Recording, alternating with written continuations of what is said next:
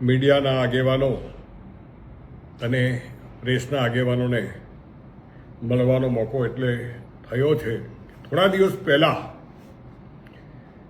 હું બોલ્યો હતો પાટીદાર સમાજ વિશે, અને મને એમ હતું કે પાટીદાર સમાજમાંથી 25 માણસો ભેગા થઈ અને આ વાતને આગળ ચલાવશે. પણ આજે પાટીદાર સમાજના નામે ઘણા ટ્રસ્ટો નોંધાવે છે. માલતુજા લોકો, જે સમાજના પૈસાદાર માણસો, અને સમાજના નામે ટ્રસ્ટો બનાવી અને તેને સમગ્ર પાટીદાર સમાજનું નામ આપે, અથવા તો ફલાણું ઢીકણું એવું નામ આપે, અને ધીરે ધીરે એ ટ્રસ્ટ મોટું થાય પછી એ કોઈકની સાથે બેસી જાય ને કોઈનું દલાલ બની જાય, અથવા તો ગેરરીતિ એમાં ઉત્પન્ન થાય, એટલે એ ચાલી ન શકે.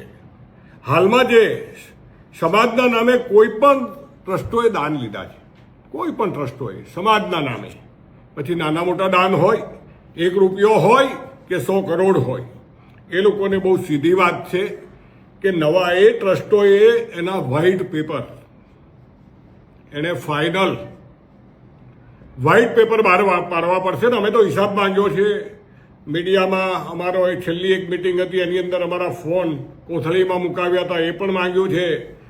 અલગ અલગ ટ્રસ્ટો પાસે ને નાનામાં નાનો માણસ ભલે દાન ન આપ્યું હોય, પણ જ્યારે સમાજની વાત હોય તો એ પણ કંઈ લેખિત આપે અથવા તો માંગે તો એને સમાજે આ કાગળો આપવાની જવાબદારી છે. વ્હાઇટ પેપર બહાર પાડવાની જરૂર છે. સાથોસાથ સરકારે બહુ કરોડો રૂપિયા દાન આપ્યું, જમીનો આપી, કેશુભાઈથી માંડીને, એની પહેલાંથી માંડીને, શંકરસિંહથી માંડીને ખૂબ મોટી જમીનો, ખૂબ મોટા પૈસા, કોઈ વિમાન ચલાવવા માટે, કોઈ સ્કૂલ ચલાવવા માટે, કોઈ ટ્રસ્ટ ચલાવવા માટે, પાટીદાર સમાજને આગળ કરવા માટે, ખેડૂતોના હિત માટે આ બધા ટ્રસ્ટોને પૈસા આપ્યા.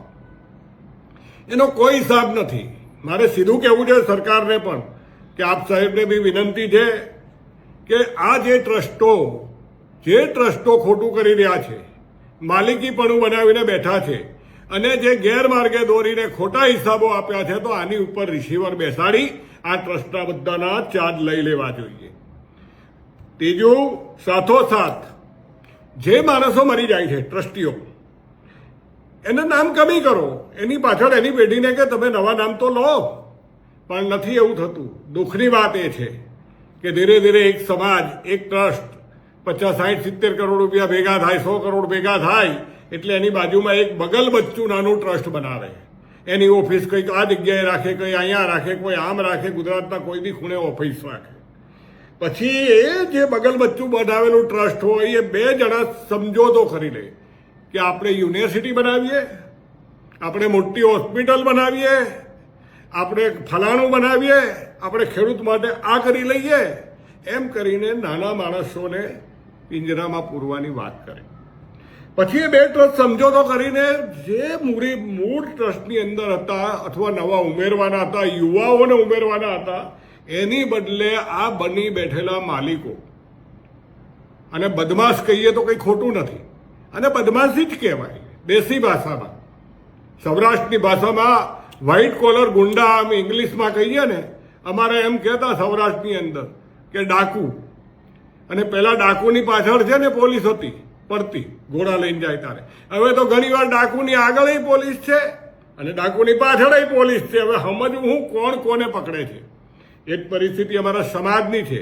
તો આ ટ્રસ્ટીઓની પાસે હિસાબ સરકાર માંગે, ન હિસાબ આપે તો એની પર રિસીવર બેસાડે, અને આ જે બની બેઠેલા ટ્રસ્ટીઓ છે એની અંદર એક સિસ્ટમ લાવે કે કોઈ પણ ટ્રસ્ટી 2 વર્ષ અને બહુ સારું કામ કરતો હોય તો એને બીજો ટ્રમ્પ આપી, એના પછી વહીવટદારો, ટ્રસ્ટી નહીં, ટ્રસ્ટી તો આજીવન હોઈ શકે, પણ વહીવટદારો, અને પછી એ પ્રમુખમાં ન હોય, અને નક્કી કરે કે આ 50 વર્ષથી ચોટીને સમાજનું લોહી પીનારાઓ સંસ્થાના નામે કરોડો રૂપિયા ઊભા કર્યા, આજે 100 કરોડ 200 કરોડ તમારી સંસ્થામાં છે, એની પાછળ તમે હોસ્પિટલ બનાવો.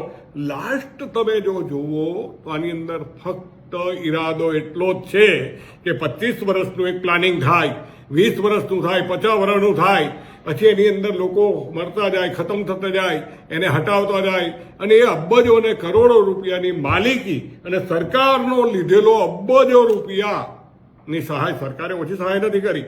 હું તો જાહેરમાં કહું છું કે ભાજપ સરકારે સૌથી વધારે, ભાજપ સરકારે, કોંગ્રેસ વખત બી હતું ને, કંઈક આગળ શંકરસિંહે તો બહુ મોટી જમીન આપેલી, ભાજપ સરકાર વખતે સૌથી વધારે જો ફાયદો મળ્યો હોય તો આ બધા ટ્રસ્ટોને. પણ એ કોના માટે આપ્યો હતો? નાનામાં નાના ખેડૂત માટે, નાનામાં નાના મજૂર માટે, નાના ધંધાઓ માટે.